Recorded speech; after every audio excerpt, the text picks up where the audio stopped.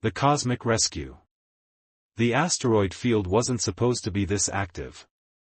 Zephyr Torin wiped condensation from his viewport and squinted through the chaotic dance of tumbling space rocks, his mining vessel, affectionately called Rusty Nail, shuddering with each evasive maneuver. Systems reading unusual energy fluctuations, he muttered to himself, adjusting the control yoke with practiced ease. Something's not right out here. Rusty Nail wasn't much to look at, a patchwork of salvaged parts and makeshift repairs held together by stubbornness and luck, but she was home. The cramped cabin smelled of recycled air and instant coffee, the walls festooned with trinkets from a decade of solitary mining expeditions across the outer rim. The asteroid field was part of a restricted zone, technically speaking. But Zephyr had never been one for technicalities, especially when scans indicated rich veins of palladium and rhodium, enough to keep him fueled and fed for months. The fact that the Hegemony Mining Corporation claimed exclusive rights to this sector was, in his opinion, an unfortunate bureaucratic detail. The proximity alarm blared suddenly, and Zephyr slammed the thrusters into reverse. A massive asteroid tumbled past, missing the ship by meters, but that wasn't what had triggered the alarm. Behind the asteroid, partially embedded in its cratered surface, was something that definitely wasn't natural. "Well, hello there," Zephyr whispered, enhancing the visual feed. The object was sleek and silver, its design unlike any ship he'd encountered before. No sharp angles or industrial bulk, just flowing curves that seemed to ripple in the starlight. Against all better judgment, Zephyr adjusted course. The landing was rough, magnetic boots engaging as Rusty Nail made contact with the asteroid's surface. Zephyr sealed his environment suit, checked his oxygen levels, and grabbed his multi-tool. The airlock hissed as he stepped out onto the asteroid's surface, tethered to his ship by a thin safety line. The alien vessel was partially buried, its hull glimmering with subtle iridescence. No visible propulsion system, no standard docking ports, just seamless metal that felt warm to the touch despite the vacuum of space. "This isn't corporate tech," Zephyr muttered into his helmet comm, "not military either." He ran his scanner over the hull, finding no radiation leaks but detecting faint life signs inside.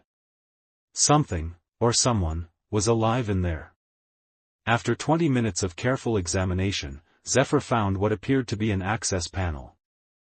It took another 30 minutes to figure out how to activate it without cutting through the hull. When it finally slid open with a soft hiss of equalizing pressure, Zephyr hesitated. This was the moment common sense usually kicked in. The moment a sensible asteroid miner would seal the alien ship back up, mark its coordinates for the authorities, and blast off back to the nearest outpost. But Zephyr had never been accused of having an excess of common sense. Inside, the ship was lit by a soft azure glow. The air was breathable according to his sensors, though laced with unfamiliar compounds. Zephyr unclasped his helmet but kept it ready to reseal at a moment's notice. The interior was a single chamber, curved like the inside of an egg, with what appeared to be control interfaces flowing organically from the walls. But what dominated the space was a crystal pod in the center, partially frosted over. Inside the pod was a figure. Zephyr approached cautiously. The figure was humanoid but clearly not human. Tall and slender, with skin that shimmered like opal, features so delicate they seemed almost sculpted. Long, silver-white hair floated around her face as if suspended in liquid. "Well, this complicates things," Zephyr sighed, studying the stasis pod's controls. The displays flickered weakly, power systems clearly failing. According to his rough translation, the pod had sustained damage in whatever impact had embedded the ship in the asteroid. Life support was degrading. Whoever, whatever, was in there wouldn't survive much longer. As he deliberated, his ship's proximity alarm chirped in his ear. Zephyr scrambled back to the entrance and peered out into space. His heart sank. A sleek black vessel was approaching, its design unmistakable, corsairs. Space pirates who scavenged the rim, claiming salvage rights to anything they found by eliminating witnesses and covering their tracks. Just perfect, Zephyr growled, sealing his helmet. He had minutes, maybe seconds, before they detected his presence. Decision time. Returning to his ship, he quickly programmed a distress beacon and launched it in the opposite direction from the Corsair's approach, hoping it would serve as a distraction. Then he did something monumentally stupid. He disconnected Rusty Nail's power core, a compact fusion generator that had cost him 3 years' worth of mining profits, and lugged it back to the alien vessel. With improvised connections and more than a little prayer, he hooked the power core to the stasis pod. The alien ship's system surged back to life, displays brightening as the pod began a rapid defrost sequence. Outside, the Corsair vessel had landed.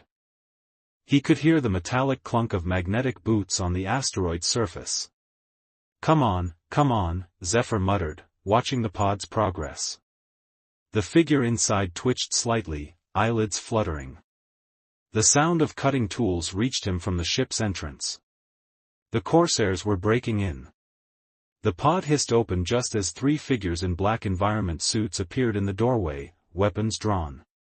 Step away from the salvage, the lead Corsair ordered, voice distorted through the comm. Zephyr raised his hands slowly, mind racing. Look, I was just. The figure from the pod rose suddenly, moving with impossible fluidity despite having been in stasis. Before Zephyr could react, she had stepped between him and the Corsairs, her body radiating a soft luminescence. She spoke, or at least, Zephyr thought she spoke. The sound bypassed his ears and resonated directly in his mind, a musical language composed of light and sensation rather than words.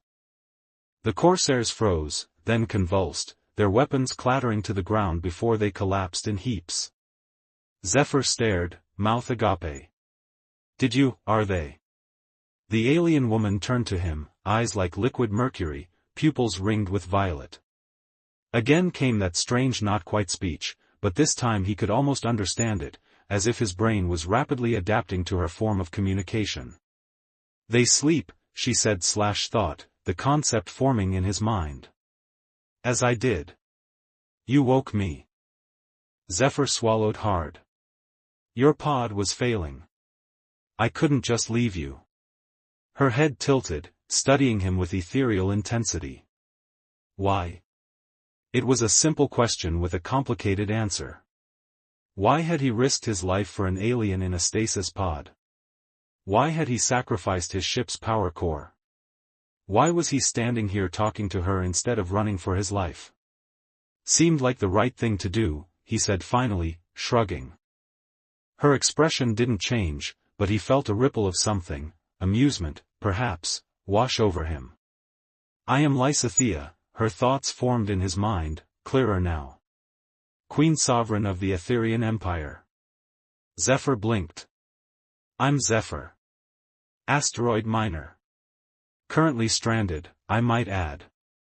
Lysithea glanced around the chamber, taking in the damaged systems and the unconscious Corsairs. This vessel cannot fly. Their vessel can. You want to steal the Corsair ship? Zephyr asked, surprised. Is it stealing to take from thieves? She countered, and he felt that ripple of amusement again. Within an hour, they had transferred essential items from the alien vessel to the Corsair ship, including several crystal data cores that Lysithea insisted were invaluable. The Corsairs remained unconscious, secured with their own restraints and left in the alien vessel with emergency oxygen. As they prepared to depart, Lysithea placed a slender hand on the control panel of her ship, and the entire structure began to dissolve, breaking down into shimmering particles that swirled and then vanished. Self-dissolution protocol, she explained, seeing Zephyr's amazement. My people's technology cannot fall into unprepared hands.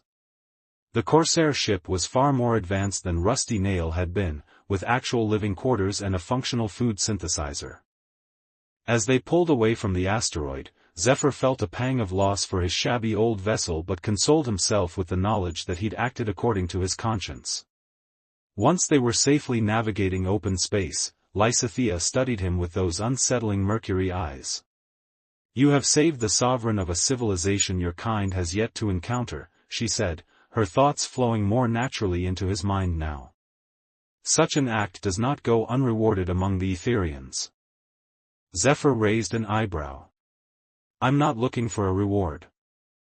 Nevertheless, one is owed.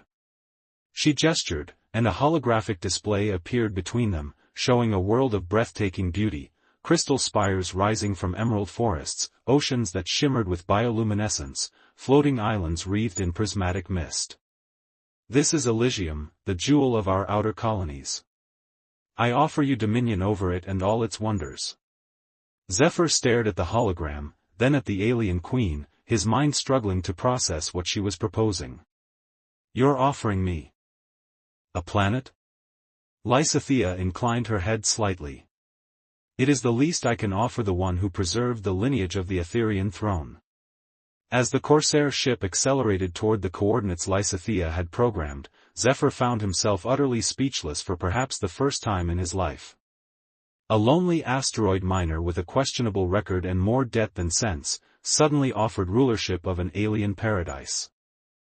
I think, he said finally, watching the stars streak past, you might want to reconsider your hiring standards. But Lysithea merely smiled, her first actual expression, and in his mind bloomed a sensation of absolute certainty. The universe rarely makes mistakes in matters of destiny, Zephyr Tauren. We shall see where this path leads us both. Throne of Stars. Zephyr stood on the observation deck of the Etherian cruiser that had intercepted them 3 days after their escape. The massive vessel, called Luminous Convergence according to Lysithea, dwarfed the stolen Corsair ship and possessed technologies that made his head spin.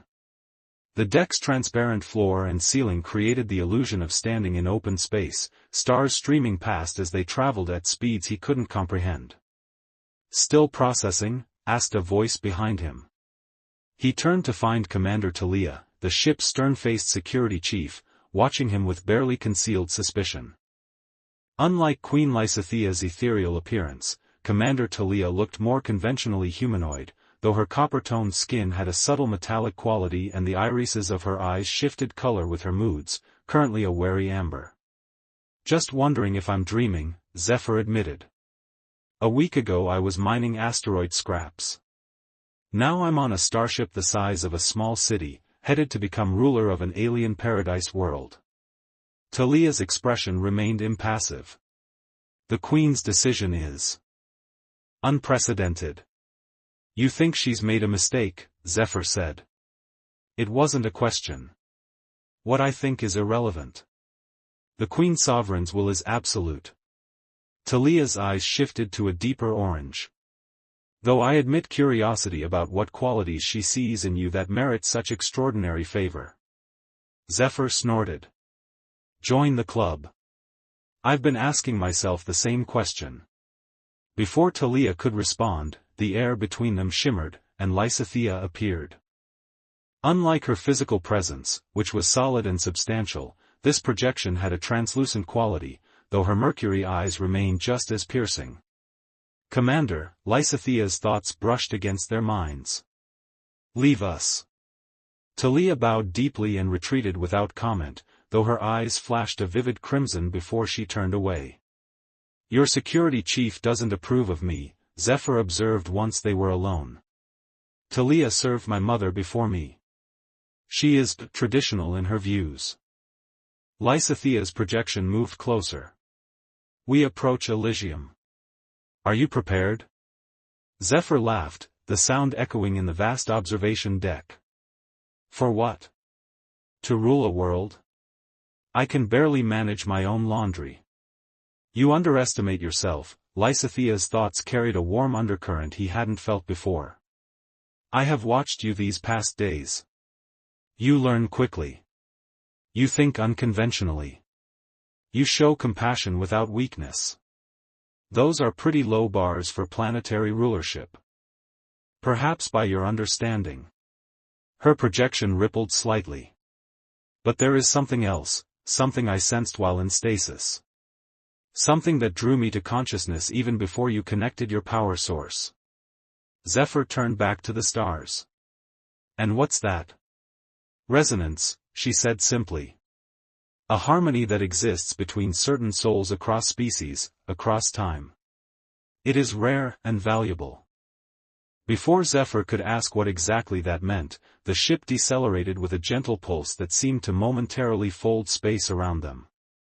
When normal perception returned, they were orbiting a planet that matched the hologram Lysithea had shown him, breathtakingly beautiful, with swirling emerald continents and oceans that glittered like liquid sapphire.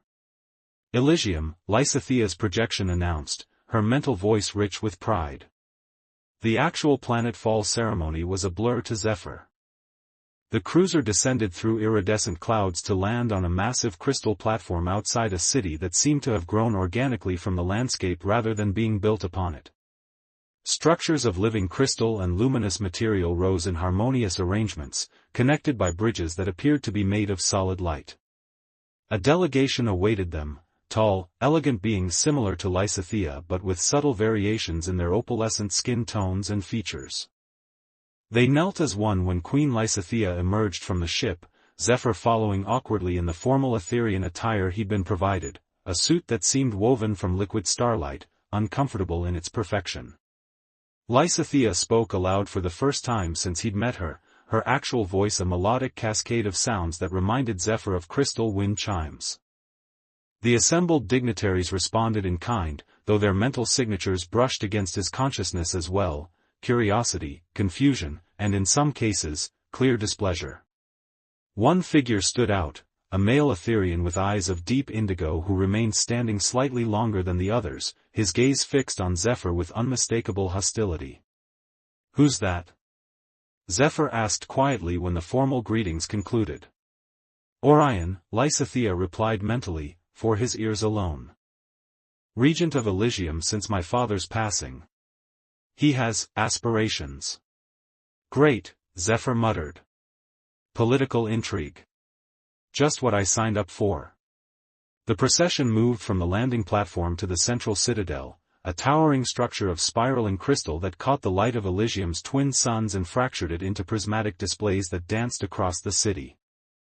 Inside, the citadel was even more impressive, with chambers that seemed to expand beyond the limits of physical space and gardens where plants responded to the emotional states of those passing by. The formal investiture took place in a domed hall where the ceiling displayed what appeared to be a living map of the cosmos.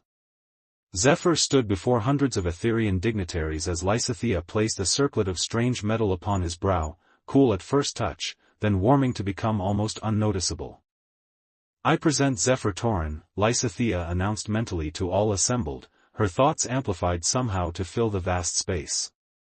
"Savior of the Sovereign, friend of the Etherean Empire, and by my decree, Lord Regent of Elysium." The response was polite but restrained, a ripple of acknowledgement rather than celebration. Zephyr caught Orion's gaze across the hall, the Etherean's indigo eyes now nearly black with suppressed emotion.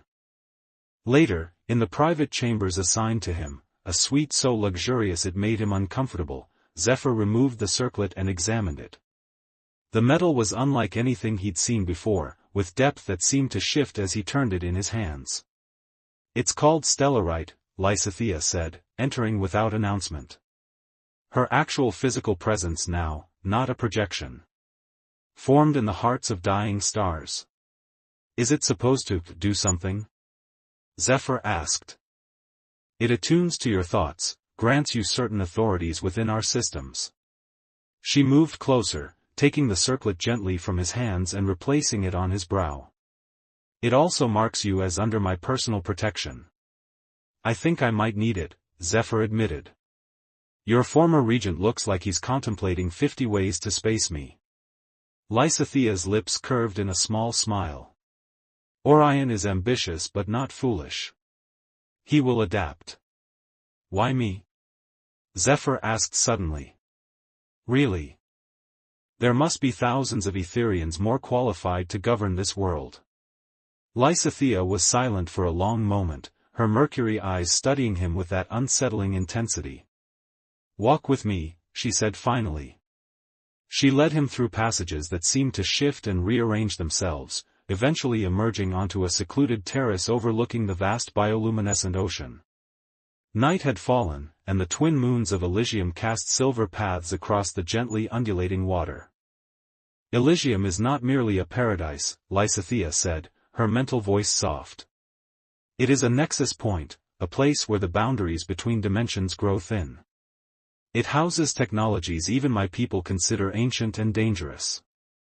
Zephyr frowned. And you're giving control of it to me? That seems irresponsible. On the contrary. Lysithea turned to him, her opalescent features serious. Elysium responds to intention, to the fundamental nature of its custodian. For generations, it has been governed by those schooled in our traditions but limited by them as well. And I'm not limited by your traditions because I don't know them, Zephyr realized. Precisely. Your mind is unbound. You see possibilities where we have long seen only established patterns. She placed a cool hand against his cheek. There is wisdom sometimes in the untrained eye, the unprejudiced perspective. Zephyr wanted to believe her, but doubt gnawed at him. Or maybe you're just grateful I saved your life and you're being polite. Lysithea laughed, an unexpected sound like silver bells.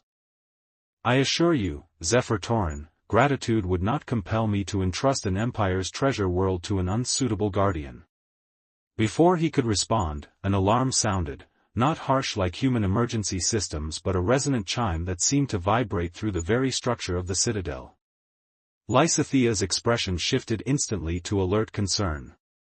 The dimensional barriers, she said, already moving. Something breaches them. They raced back through the shifting corridors, joined by Commander Talia and a contingent of guards. Deep within the citadel, they entered a chamber Zephyr hadn't seen before, a spherical room with a pulsing core of energy suspended at its center, around which patterns of light swirled in complex, ever-changing formations.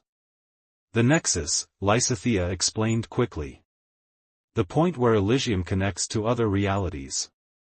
Orion was already there, hands moving through the light patterns with practiced precision. He barely acknowledged their arrival. Incursion imminent, he reported tersely. Unknown entities. The light patterns suddenly contracted, then exploded outward as a rift tore open in the center of the chamber.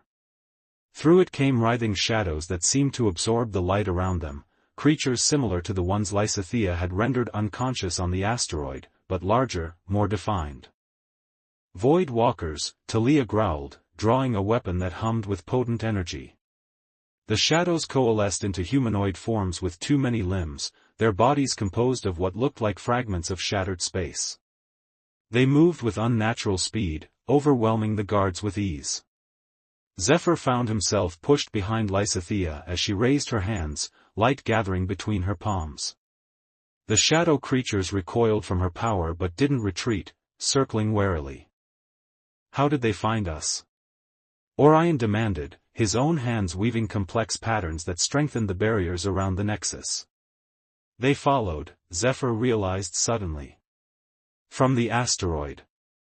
They're tracking Lysithea somehow. One of the creatures lunged toward the queen. Without thinking, Zephyr stepped forward, the stellarite circlet on his brow suddenly burning hot against his skin. Energy surged through him, not his own, but channeled from somewhere, through something, and when he raised his hand instinctively, a blast of pure force erupted from his palm, catching the creature mid-leap and dissolving it into particles of dark matter. Everyone in the chamber froze, including Zephyr himself, staring at his hand in shock. Impossible, Orion whispered. Lysithea's eyes widened, then narrowed with sudden understanding. The resonance, she murmured. Stronger than I imagined. The remaining creatures attacked all at once. Talia and her guards fought valiantly, their weapons carving bright arcs through the shadow forms. Orion's defensive patterns held some at bay, while Lysithea's light blasts disintegrated others. And Zephyr, much to his own astonishment, found himself moving with newfound purpose, the circlet burning against his skin as he channeled power he didn't understand against enemies he couldn't comprehend. When it was over, the chamber lay in partial ruins, the nexus core pulsing erratically. Talia's forces had suffered casualties, and Orion looked drained to the point of collapse, his hands trembling as he worked to stabilize the dimensional barriers. What just happened? Zephyr demanded, turning to Lysithea. What is this? He gestured to the circlet, which had cooled once more against his skin. Lysithea's expression was unreadable. I believed you uniquely suited to Elysium's governance, she said carefully. I didn't realize you would be uniquely suited to its defense as well. That's not an explanation. No, she agreed. But it is a beginning. She stepped closer, taking his hands in hers. The Void Walkers seek me because of what I carry, knowledge that could destabilize the balance between realities. Knowledge my people have guarded for millennia. And now they've found you here, Zephyr said. Because of me. Yes, she acknowledged. But perhaps that is as it should be. Perhaps it is time for the knowledge to be shared rather than hidden. She glanced around the chamber, at the wounded guards, at Orion's exhausted form, at the still unstable nexus. This fight is just beginning, Zephyr Tauren. Will you stand with us? Truly rule this world not just in name but in purpose? Zephyr looked down at their joined hands, his rough and calloused from years of hard work, hers smooth and iridescent like living pearl. He thought of his old life, the solitude, the constant struggle to survive, the freedom of answering to no one. He thought of this new world with its beauty and its dangers, its politics and its mysteries. Most of all, he thought of Lysithea herself, enigmatic, powerful, and somehow connected to him in ways he was only beginning to understand. I'm probably going to regret this, he said finally, but yes. I'll stand with you. Lysithea's smile was like the breaking of dawn. Then let us begin, Lord Regent. Elysium awaits its sovereign's return. As they left the chamber, the stellarite circlet pulsed once against Zephyr's brow, a reminder, perhaps, that some destinies find us even when we're not looking for them, and some thrones are offered not as rewards but as challenges to become more than we ever imagined we could be.